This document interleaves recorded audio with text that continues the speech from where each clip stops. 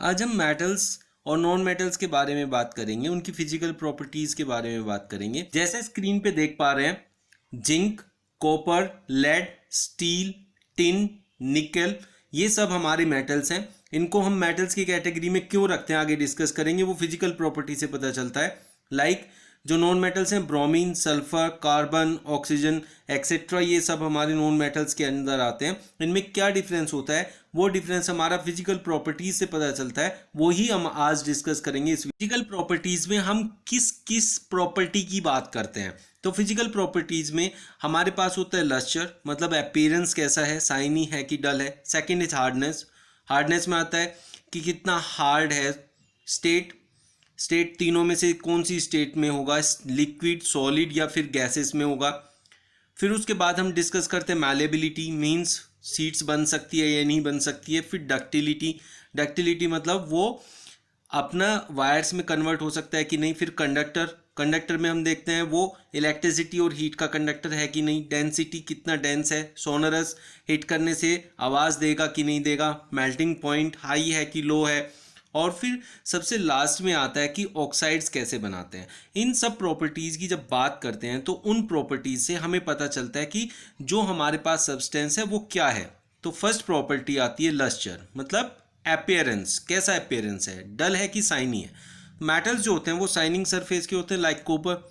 आपने अपने घरों में देखा होगा जो भी हम मेटल्स यूज करते हैं वो सब शाइनी सरफेस के होते हैं। नॉन मेटल्स जो होते हैं वो डल सरफेस होता है, लाइक कार्बन। बट इसका एक्सेप्शन जो होता है दैट इज आयोडीन। तो नॉन मेटल्स में iodine is the exception. Hardness की जब हम बात करते हैं तो मेटल्स जो होते हैं बहुत हार्ड होते हैं, इवन एक ट्रेन का वजन वो अपने ऊपर उठा सकते हैं। ये आप इसमें ब्रिज में देख सकते हैं। तो ये ब्रिज हमने बनाया है आयरन से, जो कि एक मेटल होता है। It can bear the weight of a train. But इसमें एक्सेप्शंस है, सोडियम, लिथियम एंड पोटेशियम। तो ये जो होते हैं ये बहुत ही सॉफ्ट होते हैं, इतने सॉफ्ट होते हैं कि हम चाहे तो इनको चाकू से काट सकते हैं। मीन्स नाइफ से हम इनको कट करेंगे तो ईजिली कट कर पाएंगे और ईजिली हम इनको अलग अलग कर पाएंगे। तो इतने सॉफ्ट होते हैं। जबकि अगर लोहे को काटने जाएं, आयरन को काटें, तो दैट्स नॉट पॉसिबल। फिर नॉन मेटल्स की अगर बात करें तो जो नॉन मेटल्स होते हैं वो जनरली सॉफ्ट होते हैं, वो हार्ड नहीं होते। सब्सटेंस की बात करें तो नॉन मेटल्स में डायमंड आता है, जो कि वर्ल्ड का सबसे हार्डेस्ट सब्सटेंस होता है। तो हम ये कह सकते हैं कि this is the exception, whereas non metals जो होते हैं वो जनरली सॉफ्ट होते हैं। स्टेट की बात करते हैं तो जो मेटल्स होते हैं जनरली सॉलिड होते हैं, जैसे silver, gold, copper, iron. But metal liquid form में भी मिलता है, लेकिन एक ही सब्सटेंस, एक ही मेटल होता है, that is mercury. Mercury liquid form में मिलता है, तो हम ये कह सकते हैं the only metal in liquid form is mercury. This is the exception in case of state. जबकि नॉन मेटल्स की बात करते हैं तो नॉन मेटल जनरली सॉलिड और गैसेस फॉर्म में मिलता है। ये इन दो स्टेट में सबसे ज्यादा पाए जाते हैं। हालांकि ये लिक्विड फॉर्म में भी मिलते हैं, that comes under the exception only the bromine. Bromine is the only non metal that is found in liquid form. Now come malleability.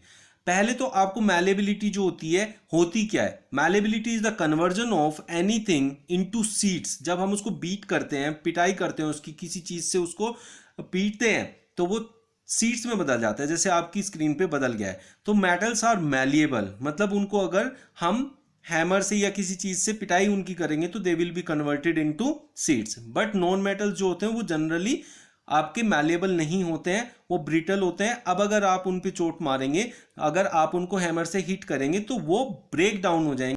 किसी भी सब्सटेंस को वायर्स में अगर हम कन्वर्ट कर सकते हैं तो that property is known as ductility. Metals are ductile, वो आराम से वायर्स में कन्वर्ट हो जाते हैं। तो जैसे हमने देखा एल्युमिनियम, ये एल्युमिनियम के वायर्स हैं, एल्युमिनियम से हमने बनाया तो उनको वायर्स में कन्वर्ट कर सकते हैं। But non metals are non ductile, अगर हम उनको हिट करेंगे तो वो ब्रेक डाउन हो जाते हैं, ब्रिटल होते हैं, इसलिए वो नॉन डक्टाइल होते हैं।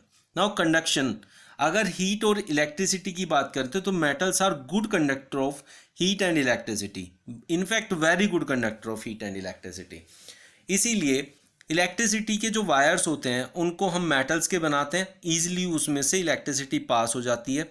देखो अभी जो वायरिंग है वो सारी हमने मेटल के वायर से की है, mainly copper wire. Boiler heating के लिए यूज किया, आयरन हीटिंग के लिए यूज किया।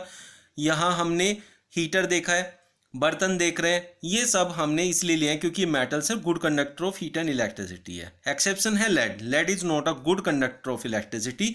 तो एक मेटल जो गुड कंडक्टर नहीं है उसको लेड कह सकते हैं, जबकि नॉन मेटल्स की बात करेंगे तो they are poor conductor of heat and electricity.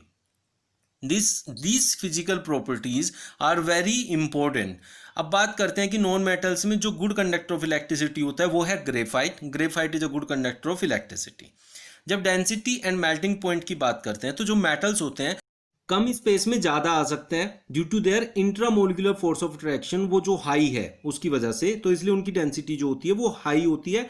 और जिनकी डेंसिटी हाई होती है उनका ऑटोमेटिक मेल्टिंग पॉइंट हाई होता है, क्योंकि उनके इंट्रामोलिकुलर फोर्स को हटाने में ज़्यादा टेम्परेचर देना पड़ेगा। बट इसमें कुछ एक्सेप्शंस होते हैं, उनमें से सोडियम पोटेशियम, तो ये दोनों बहुत लो मेल्टिंग पॉइंट होता है, जल्दी से आग पकड़ जाते हैं, इसीलिए उनको कैरोसिन में डिप करके रखना होता है।